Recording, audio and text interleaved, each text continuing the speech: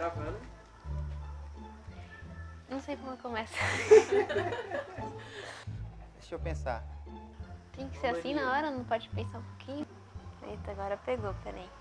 Marca o horário comigo e a pessoa remarca e ela não me avisa e eu às vezes fico sem comer, fico sem tomar banho, vou até a casa dela, chego lá, ela tá lá tranquila na casa dela e não me avisou nada. E eu fico lá esperando tipo 1 hora, por exemplo, no carro, sol quente, calor, essas coisas. E, por exemplo, no dia que ela marcou com o pessoal da fotografia que estão aqui na minha frente, eles remarcaram era 15 horas para estar no shopping Tatuapé.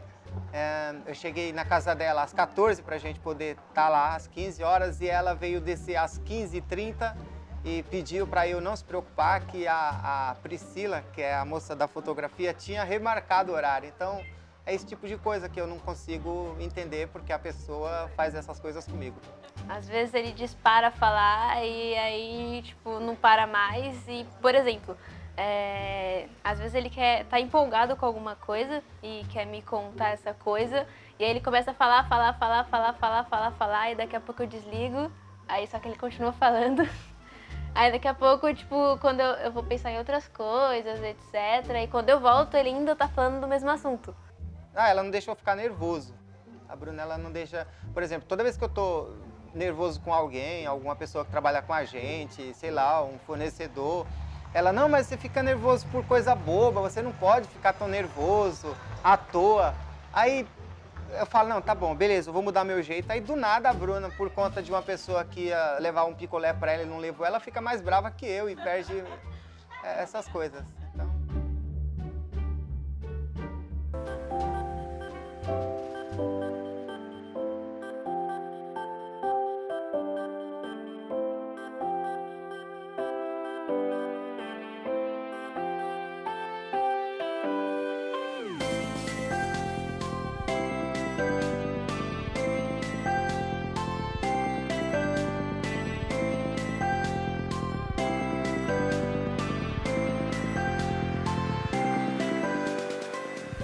Eu tocava num grupo de pagode, né? Então a gente já tinha gravado uma música, tava legal, tava tocando em uma rádio e tal.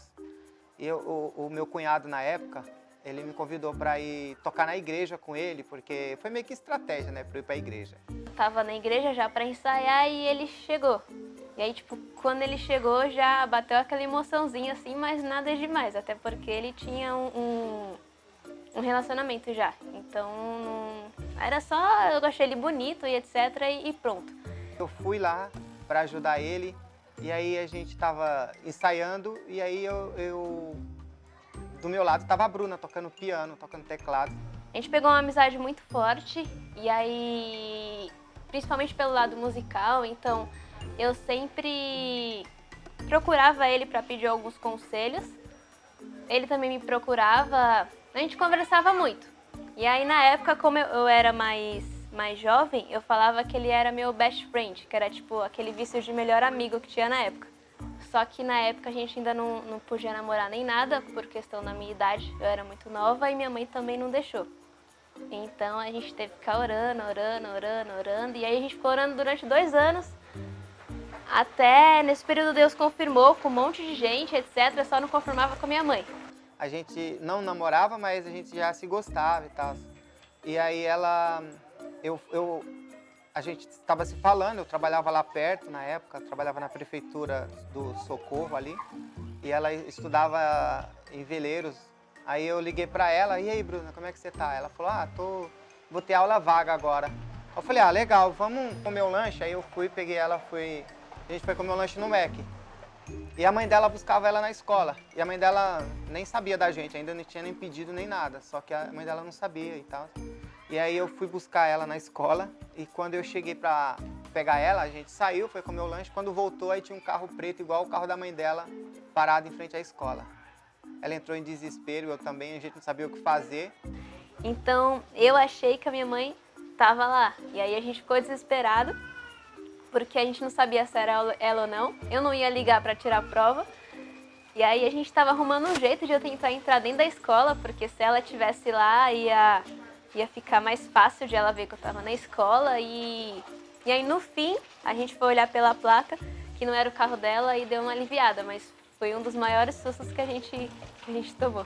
E toda vez que a gente lembra disso, que a gente vê um Corsa preto, que é igual ao da mãe dela, a gente lembra da risada. Eu falhei nessa parte, porque não teve um pedido de namoro, sabe? Foi assim, foi... Sei lá, eu pedi pra mãe dela pra namorar com ela, mas quando eu pedi pra mãe dela, que a mãe dela não veja esse vídeo, a gente já tinha dado uns beijos, entendeu? Foi. Ela vai ver. Eita. Uma pessoa que a gente teve como cúmplice foi a minha avó, que aí ela ia com a gente pra todo canto. Ela meio que ela já sabia, só que ela não podia se interferir. Então todo lugar que a gente ia, tava a minha avó indo atrás com a gente e foi ela que conseguiu fazer com que a gente ficasse unido nesse período. Dona Andréia, é assim, ó.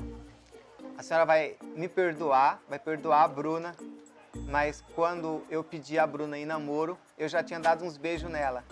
E a Gersi não sabia. Ela que foi cúmplice de tudo, tá bom?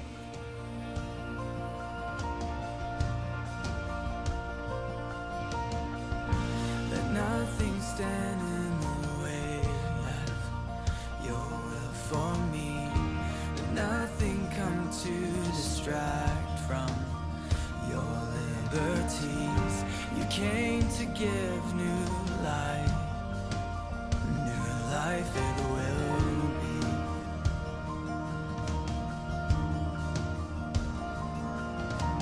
And I receive your mercy that's freely given, and I can see your spirit. Eu conheço ele, mesmo quando a gente não tinha nada, ele sempre demonstrou ser uma pessoa muito boa. Então ele se preocupa muito com as pessoas.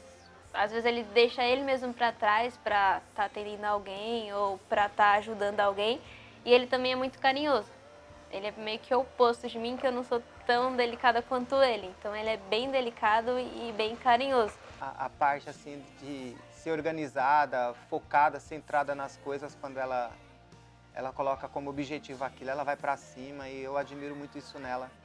Foi em 2011, que foi exatamente na época que a gente falou que a gente ia namorar, ia ficar certinho e já ia casar. Então a ideia foi casar desde o começo. Pensou assim em casar quando ela tivesse ou acabado a faculdade ou acabando, né? Ou próximo de acabar. Então, por isso abriu, porque agora nesse ano mesmo, no final desse ano, ela acaba o curso de engenharia e aí fica mais fácil para a gente poder cuidar da nossa casa e, sei lá, administrar as coisas melhor.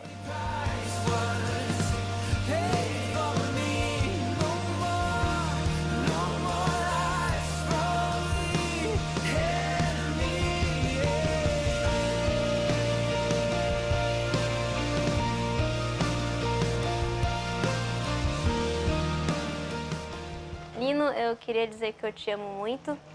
Você sabe que eu gostava de você desde quando a gente nem imaginava que ia acontecer alguma coisa. E eu não me arrependo de nada que a gente passou, porque eu sei que foi tudo pra a gente amadurecer e hoje chegar onde a gente chegou. E queria só dizer que eu prometo que eu vou continuar te fazendo muito feliz e que você pode contar comigo em tudo, que eu sempre vou estar do seu lado. Bruna, eu queria falar o quanto eu te amo, o quanto você é importante para a minha vida. Eu queria também agradecer a você pelo carinho que você tem com a minha filha, com a Nicole, né? Muitas pessoas perguntam como que é a relação de vocês e eu falo que vocês, não sei, você é diferente, você trata a Nicole ao mesmo tempo que ela tem todo o respeito por você, ela tem uma amizade, ela não fala que você é a melhor amiga dela e não sei o quê. E eu acho que tudo isso faz com que eu ame você cada dia mais e eu espero que a gente possa, sei lá, ter mais uma Nicole ou mais um Nicolas aí para que podemos complementar mais ainda a nossa história, o nosso amor. Te amo, Bru. É isso. Find liberty, a great price was paid for me.